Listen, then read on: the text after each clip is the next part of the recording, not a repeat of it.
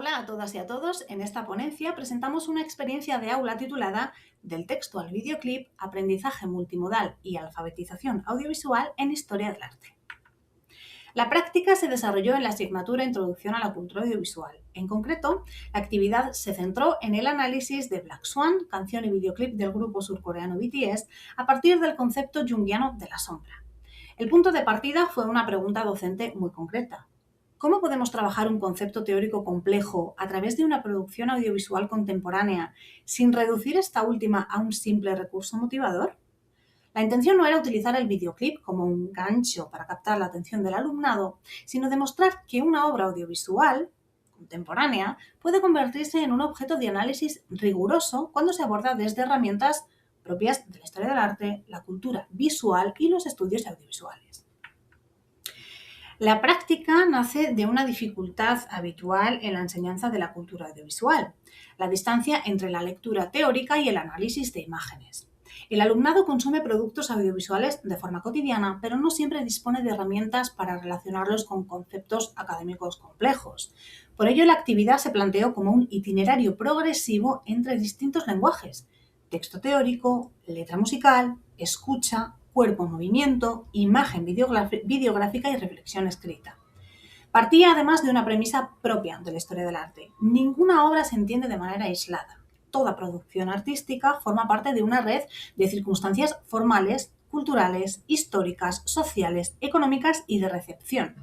Desde esta perspectiva, también un videoclip puede analizarse como una obra compleja atravesada por lenguajes, industrias, públicos imaginarios y prejuicios de valoración. La actividad se realizó de forma individual y en el aula mediante una ficha organizada en fases sucesivas: lectura del capítulo La sombra de Aion de Jung, análisis de la letra traducida de Black Swan, escucha de la canción sin imágenes, visionado del videoclip, tabla comparativa y reflexión final sobre música audiovisual, cultura popular, prejuicios culturales y conocimiento artístico. La secuencia estaba pensada para que el alumnado no llegara directamente al videoclip, sino que construyera capas de lectura. Primero el concepto teórico, después la palabra poética, más tarde el sonido y finalmente la imagen, la danza, el cuerpo y la puesta en escena. Los objetivos de la práctica fueron, por un lado, facilitar la comprensión de un concepto abstracto, la sombra junguiana, mediante su aplicación a una producción audiovisual contemporánea. Y por otro, desarrollar una lectura crítica y multimodal de la obra atendiendo a la relación entre letra, sonido, imagen, cuerpo y movimiento. Al mismo tiempo, la actividad buscaba explorar el diálogo entre cultura académica y cultura popular y reflexionar sobre los prejuicios que condicionan la valoración del K-pop, del videoclip y de determinadas formas de cultura juvenil. La metodología de la actividad se diseñó como un recorrido gradual desde el texto hacia el videoclip en 6 fases que pueden ver en pantalla. La primera fase consistió en la lectura del capítulo La sombra de Carl Jung. El alumnado debía en él localizar pasajes sobre la resistencia al autoconocimiento, la emoción como algo que sobreviene al sujeto y la incorporación de la sombra a la personalidad consciente. Esta fase situaba la práctica en un marco teórico claro. No se partía del videoclip para buscarle después un significado, sino de un concepto complejo para analizar cómo podía dialogar con una obra audiovisual contemporánea. La segunda fase fue el análisis de la letra traducida de Black Swan. El alumnado debía señalar expresiones asociadas al miedo, la pérdida, la dualidad o la transformación y responder qué teme perder el narrador y si en la canción hay lucha o aceptación de la oscuridad. El objetivo era identificar la crisis creativa que articula la letra: el miedo a dejar de sentir la música, a perder la conexión con el arte y a experimentar una primera muerte simbólica. La tercera fase introdujo el sonido. Antes de ver el videoclip, el alumnado escuchó la canción sin imágenes y anotó las sensaciones producidas por el ritmo, el tono, la atmósfera. Este paso buscaba evitar que la imagen absorbiera todo el análisis y mostrar que la música no solo acompaña, sino que también construye significado y genera una atmósfera emocional propia. La cuarta fase fue el visionado del videoclip oficial. En la ficha se pidió al alumnado que, durante el primer visionado, intentara observar antes que interpretar. Es decir, que dejara que el cuerpo, la música, el movimiento hablaran antes que las palabras. Después debía responder a 3 preguntas. ¿Qué relación parecía existir entre la figura vestida de blanco y la figura vestida de negro? ¿Qué emociones transmitía el final del vídeo y que vemos aquí en pantalla?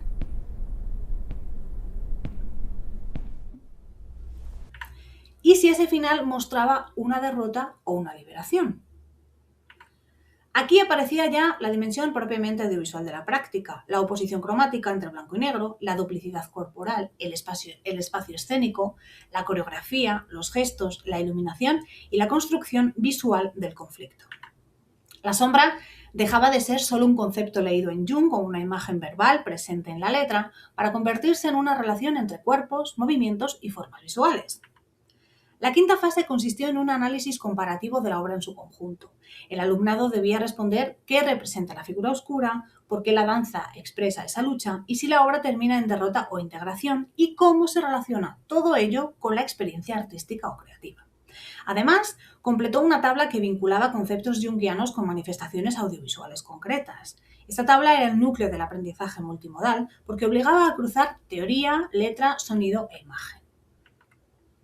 Finalmente, la sexta fase consistió en una reflexión escrita sobre tres ejes: el valor de la música y el audiovisual, la percepción cultural del K-pop y la relación entre arte, emoción y conocimiento. Esta fase desplazaba el análisis de una obra concreta hacia una reflexión más amplia sobre cultura visual contemporánea y sobre las jerarquías que condicionan qué objetos consideramos dignos de estudio académico. Una de las decisiones metodológicas más importantes fue no revelar al principio que la canción pertenecía a BTS. El alumnado trabajó primero con Jung, después con la letra traducida, luego con la escucha y finalmente con el videoclip. Solo al concluir el proceso se reveló la autoría.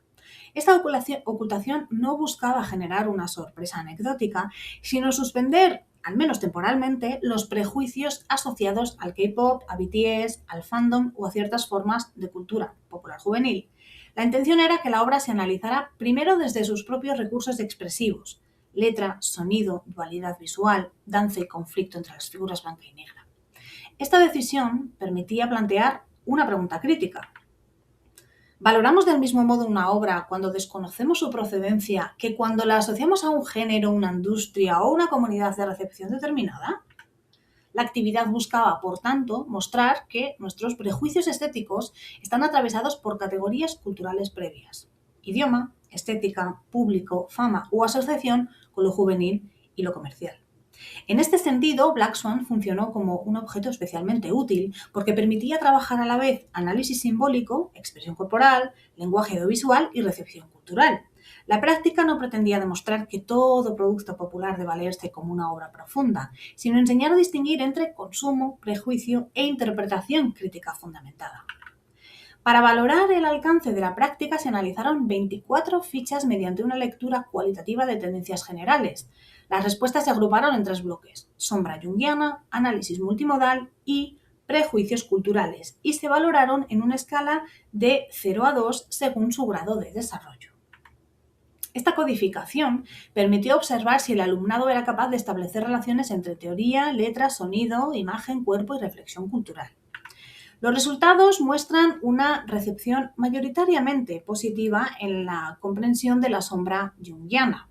20 de 24 fichas alcanzaron un nivel básico o alto.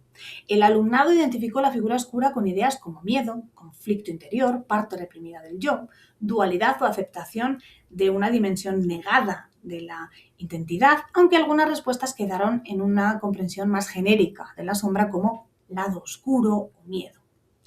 En el análisis multimodal, 22 de las 24 fichas alcanzaron un nivel básico o alto. Fue el bloque con mayor puntuación global y muestra que buena parte del alumnado no interpretó la obra solo desde la letra, sino también desde la atmósfera sonora, la danza, la oposición entre blanco y negro, el cuerpo y el movimiento. Por último, en la revisión de prejuicios culturales, 23 de las 24 fichas alcanzaron un nivel básico alto o alto. Aunque predominaron respuestas de nivel básico, casi todo el alumnado reflexionó sobre el K-pop, BTS, la cultura popular y el videoclip como objeto de análisis. La tabla de resultados quedó sintetizada de este modo. Más que comparar los bloques entre sí, interesa subrayar la tendencia general. En los tres casos, la mayoría del alumnado alcanzó al menos una comprensión básica y también aparecieron respuestas de nivel alto. Junto a la codificación, algunas respuestas permiten observar mejor el aprendizaje producido. Una ficha señalaba que, para profundizar en el contenido, es necesario analizarlo de forma crítica. Idea que resume bien la diferencia entre consumir un videoclip y analizarlo como una construcción audiovisual compleja. Otra respuesta afirmaba que podemos intentar ser más críticos con lo que consumimos y más analíticos. También resulta significativa una reflexión sobre los prejuicios culturales. Creo que acercarme a este tipo de música siendo joven me ayudó a desaprender diversos prejuicios. En conjunto, los resultados sugieren que el tránsito entre texto académico, canción y videoclip favoreció tres procesos: la comprensión de un concepto teórico complejo, la lectura multimodal de una obra audiovisual y la reflexión crítica sobre los prejuicios que condicionan la valoración de la cultura popular. A partir de estos resultados, pueden señalarse tres cuestiones. La primera es que la práctica funcionó bien como itinerario de análisis progresivo.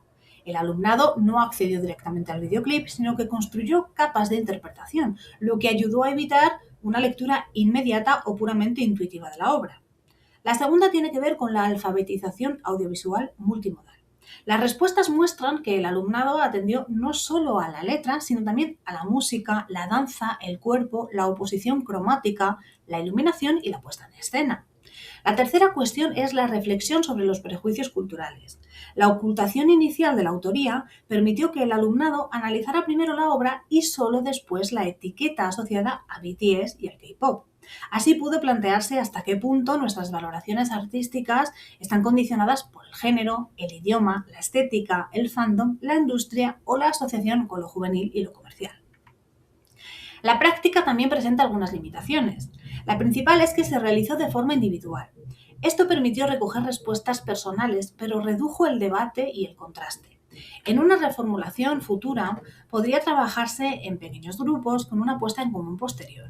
También sería útil incorporar una pregunta inicial de diagnóstico sobre la percepción del K-pop, el videoclip y la cultura popular para comparar mejor el punto de partida y la reflexión final. Por último, una ampliación futura podría añadir una fase específica de análisis técnico-iconográfico del videoclip, atendiendo a escala de planos, composición, espacio, iluminación, sombras, montaje e iconografía. En conclusión, esta experiencia permite defender tres ideas. La primera es que el videoclip puede incorporarse a la enseñanza de la historia del arte y de la cultura audiovisual si se trabaja como objeto de análisis y no solo como recurso motivador. La segunda es que el tránsito entre texto académico, letra, audio e imagen favorece un aprendizaje multimodal en el que el significado se construye mediante distintos sistemas expresivos. La tercera es que la cultura popular contemporánea puede ser un espacio fértil para el pensamiento crítico porque permite revisar qué objetos consideramos legítimos o dignos de estudio académico. Para terminar, esta experiencia no pretende demostrar que todo producto de la cultura popular deba leerse necesariamente como una obra filosófica o psicológicamente profunda. Plantea más bien lo contrario, que el análisis crítico exige método, evidencias y relaciones justificadas entre forma, contenido, sonido, imagen, cuerpo y contexto. En este sentido, la actividad permite trabajar una competencia fundamental: pasar del consumo audiovisual cotidiano a una mirada analítica, capaz de interrogar las obras, sus lenguajes y también nuestros propios prejuicios como espectadores. Muchas gracias.